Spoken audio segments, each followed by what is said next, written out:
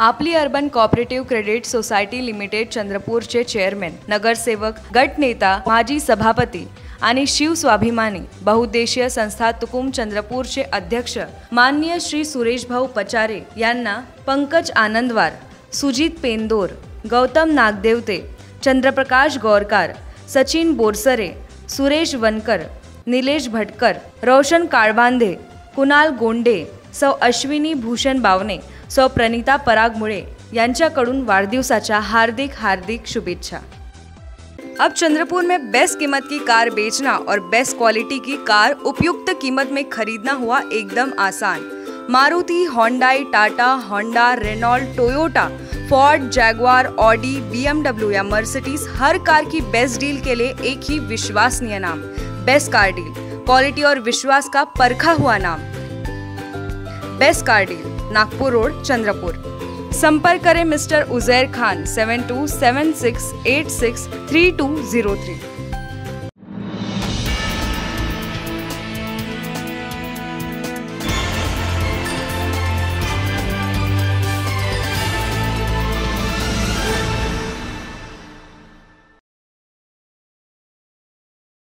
आप देख रहे हैं पार्थशर समाचार, सत्य परमो धर्म। शिवसेना सांसद संजय राउत और भाजपा विधायक आशीष शेलार की मुलाकात की खबरों से अटकलों का बाजार गर्म है। रविवार को संजय राउत ने आशीष शेलार के साथ मुलाकात को एक अफवाह बताया। उन्होंने कहा कि लोगों को समझना होगा कि महाराष्ट्र की राजनीति भारत पाकिस्तान के रिश्तों जैसी नहीं है।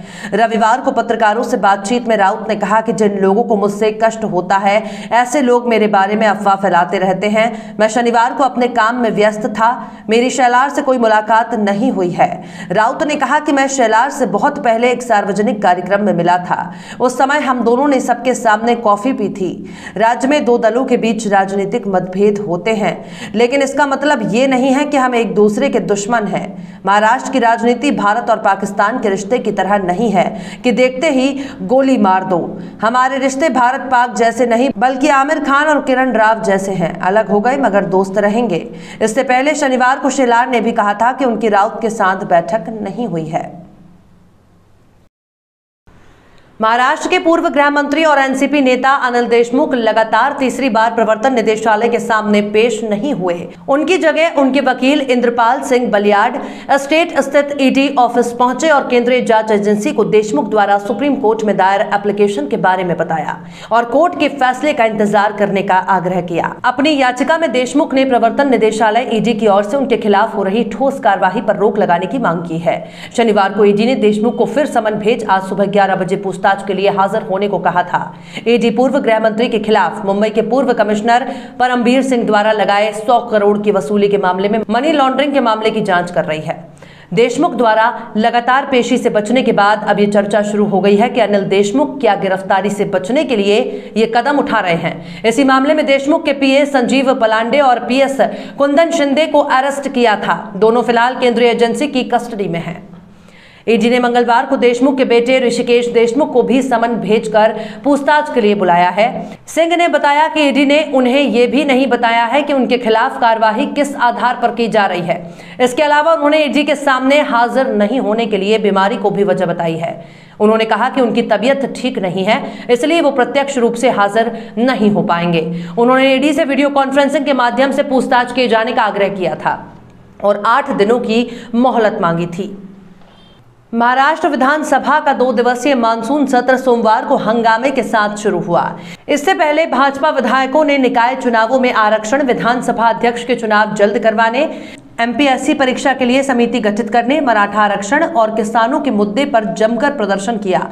विधान भवन की सीढ़ियों पर बैठकर भाजपा विधायक लगातार नारेबाजी करते रहे और करीब आधे घंटे बाद सदन में दाखिल हुए।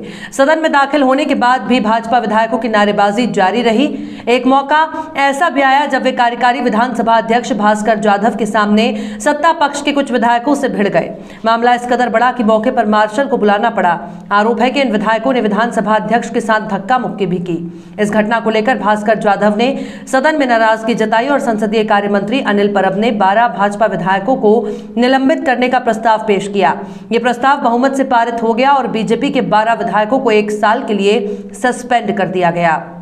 जिन विधायकों को सस्पेंड किया गया है उनमें पूरा पराग अलवानी, राम सतपुते, संजय कुटे, आशीष शेलार, अभिमन्यु पवार, गिरीश महाजन, अतुल भटकलकर, शिरीष पिंगले, जय कुमार रावल, योगेश तागर, नारायण कुचे और कीर्ति कुमार भंगड़िया शामिल हैं। मानसून सत्र में सरकार इस बार कुल 3 प्रस्ताव लाने जा रही है। इसमें कृषि कानूनों का विरोध, मराठा आरक्षण के मुद्दे पर केंद्र का हस्तक्षेप और ओबीसी का आरक्षण शामिल है। एमपीएससी परीक्षा के लिए समिति गठित की जाएगी। इस परीक्षा को लेकर राज्य सरकार अब एक समिति गठित करने वाली है। ये एक रिपोर्ट तैयार करके सरकार को सौंपेगी। मुंबई पुणे एक्सप्रेसवे पर हुए एक भीषण सड़क हादसे में पति पत्नी और उनके 4 साल के बेटे की मौत हो गई। ये सभी कार में सवार थे। इस घटना का वीडियो दिल दहला देने वाला है। इसमें नजर आ रहा है कि एक कंटेनर बेकाबू होकर पहले कार से और फिर अपने आगे चल रहे ट्रक से टकराता है। इस हादसे के कारण एक्सप्रेसवे पर करीब 2 घंटे तक जाम लगा रहा। यह हादसा खोपोली एग्जिट और फूड मॉल के बीच गुरुवार को हुआ, लेकिन इसका वीडियो अब सामने आया है। पुलिस के मुताबिक सूचना मिलते ही उनकी टीम मौके पर पहुंची, कार में लगी आग को बुझाया। करीब 2 घंटे की कोशिशों के बाद कार की बॉडी को कटर से काटा गया। इसके बाद इसमें से जैकविन चोटियार, पत्नी लुइसा चोटियार और बेटे डेरियल चोटियार के शव निकाले गए। ये तीनों पुणे से मुंबई के नया गांव जा रहे थे। इस हादसे में कंटेनर चालक भी गंभीर रूप से घायल हो गया। फिलहाल उसका खंडाला के एक प्राइवेट अस्पताल में इलाज जारी है। जांच में सामने आया कि दुर्घटना कंटेनर के ब्रेक फेल होने की वजह से हुई है। ये दुर्घटना एक ट्रक में लगे साइड कैमरे में कैद हुई थी। अभी चंद्रपुर में जो है नया चैनल स्टार्ट हुआ है हमारे नायडू जी का पार्थ समाचार, बड़ी अच्छी बात है। इस चैनल को मेरी तरफ से बहुत बहुत शुभकामनाएं। आशा करता हूँ कि जर्नलिज्म को पहुँचाएंगे और ये तरक्की करेंगे। Thank you very much.